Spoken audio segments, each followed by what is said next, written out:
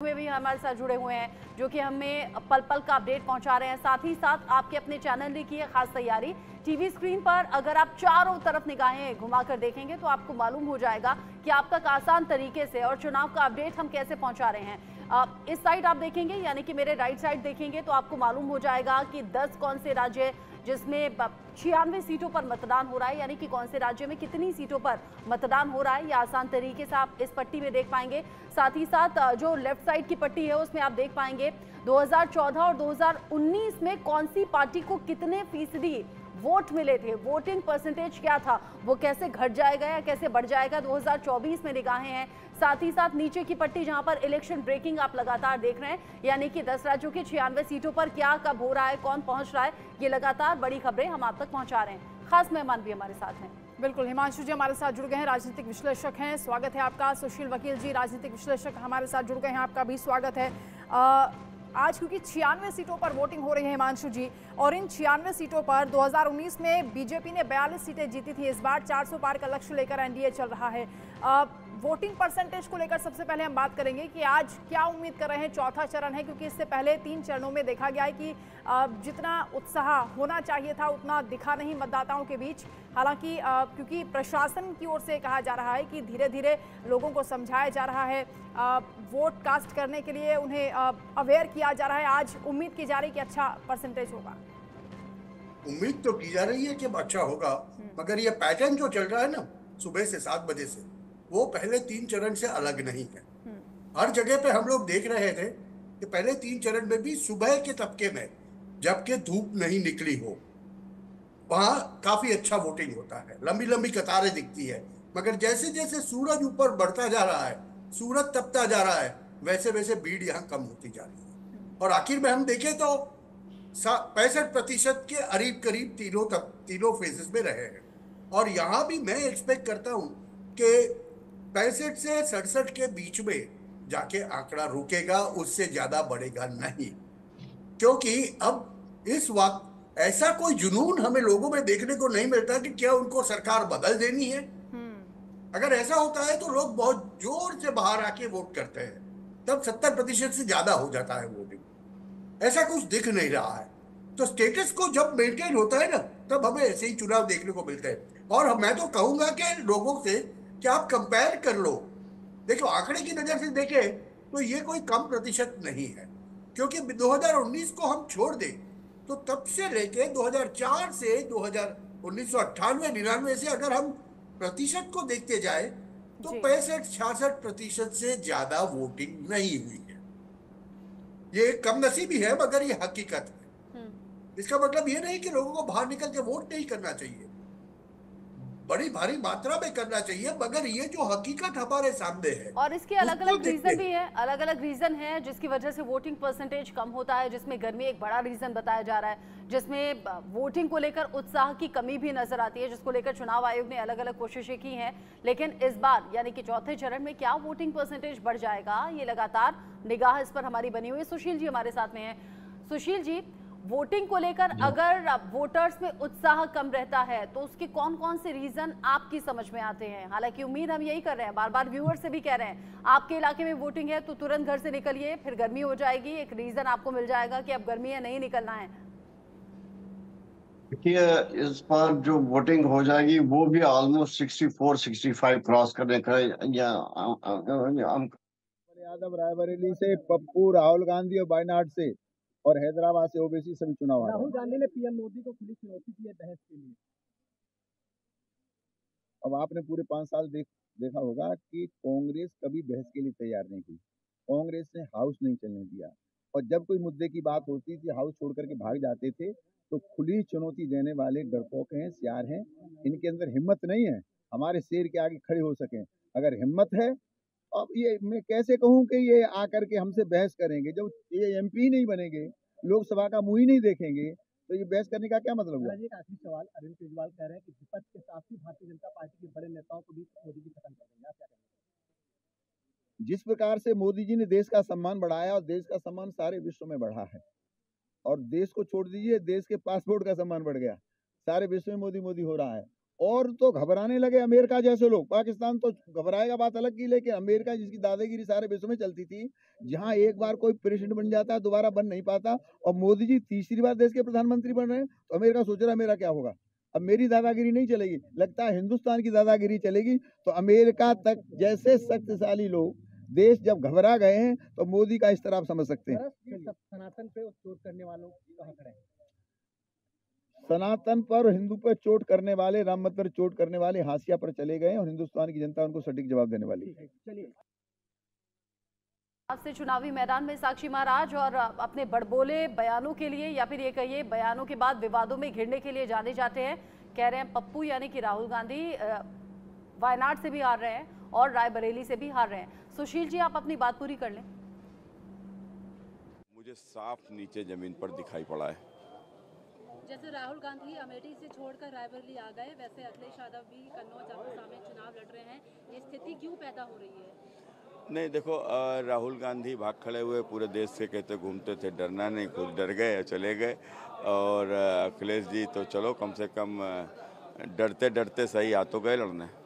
एक आखिरी सवाल है, अगर सत्ता में आते हैं अलायंस, तो बीजेपी कह रही है कि राम मंदिर के बदले भी बाबरी मस्जिद दोबारा से बनाया जाएगा। देखो, इनके लोग जा जाकर मुस्लिम बाहुल्य बस्तियों में इसी तरीके से बात कर रहे हैं कि चूंकि मुसलमान बसपा को वोट देने को तैयार नहीं है, तो बसपा को वोट क्यों नहीं दे रहा है, तो उसका कारण ही है अखिलेश यादव को जिताओ, राहुल गांधी के प्रधानमंत्री बन जाएंगे। राहुल गांधी जब प्रधानमंत्री बन जाएंगे तो यहाँ राम मंदिर में ताला लटकवा देंगे।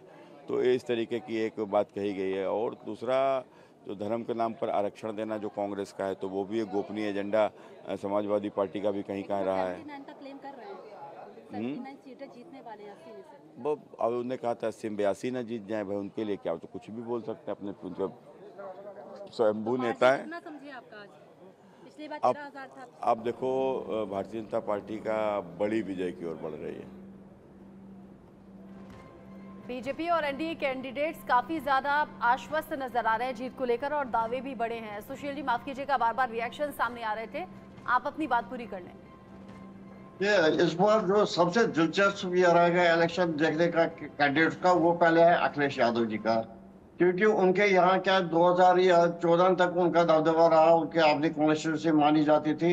लेकिन उसके बाद जब बीजेपी आ गया, तो उसके जब डिम्पल यादव को हराया गया, उसके बाद वहां पर थोड़ा जोर हो गया बीजेपी का। अब देखना है कि अखिलेश यादव इसको वापस सीट को अपने यहाँ कर सकते हैं कि नहीं। लेकिन इस टाइम जो कहीं टक्कर है, बड़े कांटे का टक्कर है। सुब्रत पाठक जी भी पिछली बार भी जीत गए, इस बार भी उनका ये थोड़ा बहुत लोगों पे जोर है कि कहते हैं थोड़ा बहुत उन्होंने काम कर दिया। उसके बाद लीजिए ओवैसी, हैदराबाद की सीट। हैदराबाद की सीट 40 साल से ओवैसी उनके पास रही है, चाहे इनके पहले फादर आते थे, उसके बाद ये आगे तो चलते ही रहे हैं। लेकिन इस बार जो बात हुई लता जी आ गई, इसमें से बीजेपी ने खड़ा कर दिया, उनकी भी थोड़ी बहुत पहचान वहां हो रही है। अगर वो ये ब्रेक कर पाती है तो ये बड़ा एक अजूबा हो। 40 साल के बाद बीजेपी ने वहां पर अपना सेन लगा दिया। उसके बाद रवि रंजन ये जो है यहाँ के ये बहरमपुर से आ रहे हैं, उसके सामने भी यूसुफ पठान है। अब इस बार देखना है कि बीजेपी ने भी अपना कैंडिडेट उठाया। अब देखना है इस बार की बीजेपी, हालांकि बीजेपी को पिछली बार खाली 14% वोटर्स आए थे। बिल्कुल सुशील जी, कई हॉट सीटें हैं, कई दिग्गजों की साख दाव पर लगी हुई है और दिलचस्प मुकाबला कई सीटों पर देखा जा रहा है। ग्राउंड रिपोर्टर्स भी हमारे साथ लगातार जुड़े हुए हैं, जो लगातार ये बता रहे हैं कि वहां पर किस तरह का मुकाबला, जनता का उत्साह कैसा और मुद्दे क्या हैं। लेकिन क्योंकि कैंडिडेट्स भी लगातार बातचीत कर रहे हैं, नेताओं के भी बयान सामने आ रहे हैं। जी किशन रेड्डी जो कि केंद्रीय मंत्री हैं, क्या कुछ कह रहे हैं, सुन लेते हैं। मैं वोट डाला हूं हमारे परिवार के साथ, और हमारे आजू बाजू हमारे फ्रेंड्स नियर सभी लोग मेरे साथ आए, सभी लोग वोट डाले हैं। मैं सभी लोगों से यही अनुरोध करता हूं, आज जो पोलिंग डे है, भारत सरकार हो, इलेक्शन कमीशन हो, पोलिंग डे के दिन हॉलीडे देते हैं, मगर कुछ लोग ये पोलिंग डे को सिर्फ हॉलीडे मानते हैं। ये ऐसा नहीं करना चाहिए। पोलिंग डालने के बाद हॉलीडे बनाइए। आज जो वातावरण भी अच्छा है, आदरणीय प्रधानमंत्री बार बार बोलते हैं ये प्रजातंत्र का त्यौहार है, ये फेस्टिवल ऑफ डेमोक्रेसी। इस फेस्टिवल ऑफ डेमोक्रेसी को मानकर सभी लोग वोट डालना अपना जिम्मेदारी है। डॉक्टर अब्दुल कलाम जी बार बार बोलते थे vote is a fundamental right, मगर वोट डालना भी अपना जिम्मेदारी है, ऐसा अब्दुल कलाम जी बोलते हैं। इसीलिए मैं सभी लोगों से प्रार्थना करता हूं, जब भी आपका एरिया में पोलिंग होगा उस दिन पोलिंग डालना चाहिए। ज्यादा से ज्यादा मतदान करने के लिए लगातार प्रेरित लोगों को कर रहे हैं देश के जाने माने नेता। ऐसे में तेलंगाना की जो हैदराबाद सीट है उस पर निगाहें सभी की टिकी हुई हैं। असदुद्दीन ओवैसी और माधवी लता आमने सामने हैं चुनावी मैदान में।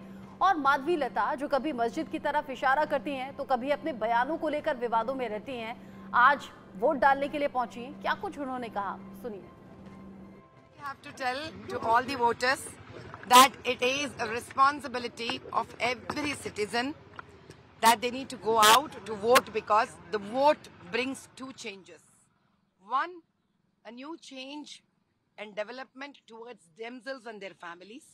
And other one is it gives an opportunity to change the lives of downtrodden, the lives of Dalits, the lives of poor, and the lives of those every old-aged individuals or people who have been abandoned. So the vote is the most, I would say, precious social work, along with a selfish desire to move on towards the development. So I would say, you may not have money, but if you have vote, then you have contributed to the nation to go towards Vikasat Bharat. And the best thing that all of you have to understand is, सबका साथ में ही विकास है, अलग अलग जीने में विकास नहीं है। तो माधवी लता बात कर रही हैं परिवर्तन की और विकास की, साथ ही क्योंकि महिला प्रत्याशी हैं, महिलाओं से भी बहुत ज़्यादा उम्मीदें। हिमांशु जी हमारे साथ हैं। हिमांशु जी, क्योंकि टफ फाइट यहाँ पर मानी जा रही है और माधवी लता ने जिस तरह से कैंपेन किया, हालांकि भड़काऊ बयानबाजी भी कई मंचों से हुई है, लेकिन इन सबको छोड़ दिया जाए तो आज हम सुन रहे थे असदुद्दीन ओवैसी को, उनको भी ये कहना पड़ा कि चुनाव हमें सीरियसली लेना चाहिए और क्योंकि सामने कॉम्पिटिटर है, इस बात को वो भी समझ रहे हैं। यानी देखिए, हाँ बोलिए। देखिए इसमें क्या है, ये सीट के ऊपर माधवी लता जी फाइट तो बहुत अच्छा कर रही है और fight to the last moment she has done, मगर यहाँ का जो डेमोग्राफी है वो डेमोग्राफी उनके हक में नहीं। वो जिस राजकीय पार्टी से चुनाव लड़ रही है, बीजेपी से, वहां पर ऐसा कहा जाता है कि हैदराबाद में ऐसी गलियां हैं, वहां पर गलियों में जाना कोई सोच नहीं सकता था जहां पर माधवी लता बैक ऑफ चली जाती। उसने अपना कैंपेन बहुत सलीके से किया। यहाँ पर कोई जाति का, कोई धर्म की बात नहीं आती है, वो समझ के उसने कैंपेन किया है। मगर वहां का जो डेमोग्राफी है और पिछले 40 साल से ओवैसी फैमिली का वो कर रहा, ओवैसी फैमिली वो पिछले 40 साल के चुनाव में वो सीट नहीं हारी है, तो इस बार ही उनको कहना पड़ रहा है कि ये फाइट तो है। पहले क्या होता था, एक तरफा वॉक ओवर होता था हैदराबाद की सीट के ऊपर, इस बारी ये फाइट हो रहा। मगर जहां पर 66% मतदाता एक कौम के हो, वहां पर रिजल्ट को, डेमोग्राफी को बदलना तो मुमकिन नहीं है। हाँ, वो बात सही है कि काफी लाख बोगस वोटर चुनाव के पहले इन्होंने बाहर निकाल, माधवी लता ये बात में सफल रही, मगर वहां ये देखना होगा कि महिला वोटर किस प्रकार से, किस इरादे से वहां पर वोट करती है। क्या वो हिमांशु जी, माना कि बीजेपी की नीतियां अलग हैं, बीजेपी की विचारधारा अलग है असदुद्दीन ओवैसी और उनकी पार्टी से, लेकिन माधवी लता ने इतना ज्यादा हिम्मत कैसे दिखाई? जो वीडियो सोशल मीडिया पर लगातार वायरल रहा, जिसमें मस्जिद की तरफ वो इशारा कर रही थी, जिसको लेकर लगातार लोगों ने उन पर सवाल खड़ा किया, अगर मुस्लिमों की संख्या ज्यादा है तो? नहीं, उन्होंने तो बड़ा सीधा कहा ना, उसके बाद उन्होंने स्पष्टीकरण भी दे दिया, मुझे नहीं पता था ये दिशा में मस्जिद। देखिए, चुनावों में ऐसी हरकतें होती है, लोगों को दिखाने के लिए ऐसी हरकतें होती है। बहुत से नेता, और ये लग नहीं रहा है कि माधवी लता पहली बार चुनाव लड़ रही है, वो तो एकदम सीजन कैंपेनर की तरह अपना कैंपेन करे जा रही है। मुझे तो वहां तक पता है कि हैदराबाद सिटी के अंदर वो काफी मुस्लिम बहुल इलाकों में बेखौफ जा रही थी। बिल्कुल हिमांशु जी, लेकिन एक मजबूत कैंडिडेट के तौर पर तो उनको देखा जा रहा है, क्योंकि वो एक्ट्रेस भी हैं, जाना माना चेहरा भी महिलाओं के बीच में है, और वो खुलकर कहती हैं कि ट्रिपल तलाक को लेकर जितनी सक्रियता उन्होंने दिखाई है, मुस्लिम महिलाओं से बहुत ज्यादा वो उम्मीद कर रही हैं, बहुत ज्यादा उम्मीद कर रही है। उनको आशा है कि काफी मुस्लिम महिलाएं चुपचाप बाहर निकल के उनको वोट देगी, और इसीलिए वो हमेशा दावा करती रही है। देखिए, ये चुनावी दावा नहीं है, उनका सेल्फ कॉन्फिडेंस बता रहा है कि उनको कुछ पता है जो हमें नहीं पता, और इसी वजह से वो बता रही है कि इस बारी हकीकत में हम ओवैसी को हरा के हैदराबाद की सीट जीत लेंगे। अगर ये होगा तो ये it will be the big for BJP in the entire country out of this 443 seats. That is what I consider. मगर होने वाला कुछ जो होगा वो 4 जून को हमें पता चल जाएगा, उसके लिए गेस वर्क नहीं करेंगे। मगर यहाँ पर भी ज्यादा इंपॉर्टेंस तवज्जो इस बात को हमें देनी पड़ेगी कि आखिर में जब आज मतदान बंद होता है तब कितने प्रतिशत वोट हैदराबाद की सीट के ऊपर पड़े हैं, उसके ऊपर बहुत ध्यान रखना पड़ेगा। अगर समझ लो नॉर्मल एवरेज से कहीं ज्यादा वोट है तो समझ लेना वहां पर उलटफेर हो सकता है।